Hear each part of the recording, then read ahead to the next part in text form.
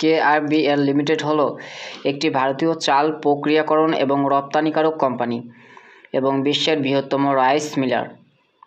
এটি India gate ব্র্যান্ডের বাসমতি চালের জন্য সবচেয়ে বেশি পরিচিত, যেটি ভারতের সবচেয়ে বেশি বিক্রি হওয়া চালের ব্র্যান্ড। কোম্পানিটি ৮০টিরও বেশি দেশে চাল রপ্তানি করে। এই রপ্তানি আয়ের প্রায় ৩৬% আসে মধ্যপ্রাচ্যের দেশগুলি থেকে ২০২১ সালের হিসাবে। কোম্পানির ধরন পাবলিক শিল্প রাইস প্রতিষ্ঠিত ১৮৮৯ সালে, ১৩৫ বছর আগে। প্রতিষ্ঠাতা খুশিরাম বেহারি লাল, সদর দপ্তর নয়ডা, উত্তরপ্রদেশ, ভারত।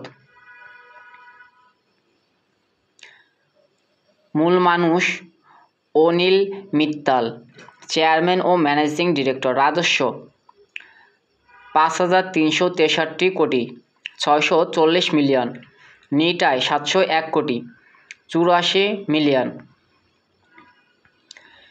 কেআরবিএল ১৮৮৯ সালে লায়ালপুরে দুই ভাই খুশিরাম এবং বেহারিলাল দ্বারা প্রতিষ্ঠিত হয়েছিল। কোম্পানির নাম তাদের নামের সংক্ষিপ্ত রূপ। প্রাথমিকভাবে একটি তুলা স্পিনিং বা সম্ভবত তুলা জিনিং ব্যবসা হিসেবে প্রতিষ্ঠিত। এটি ভোজ্য তেল, গম এবং চালের ব্যবসায়িক আগ্রহ ছিল। ভারত বিভাগের পর পরিবারটি দিল্লিতে বসতি স্থাপন করে এবং শহরের নয়াবাজার এলাকায় চাল ও তেলের ব্যবসায়িক এজেন্ট হিসেবে কাজ শুরু করে।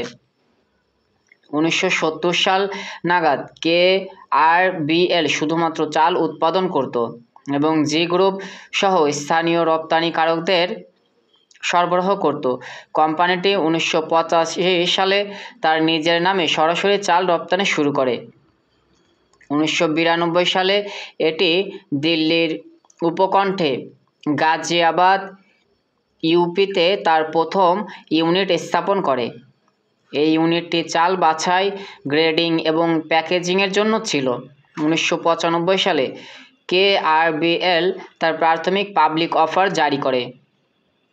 ১৯৯৮ সালে কোম্পানিটি ভারতীয় বাজারে তার নিজস্ব ব্র্যান্ড ইন্ডিয়া গেট চালু করে।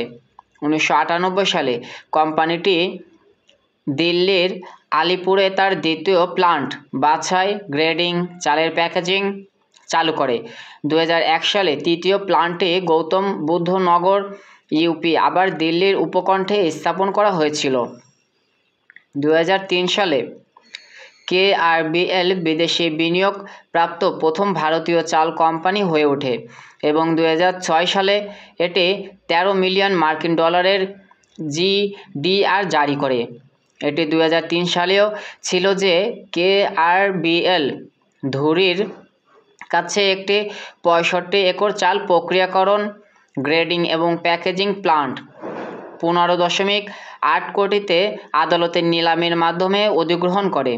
২০০ কোটি আপগ্রেড করার পরে এই সুবিধাটিকে বিশ্বের বৃহত্তম চাল মিলিং প্লান্টে পরিণত করা হয়েছিল।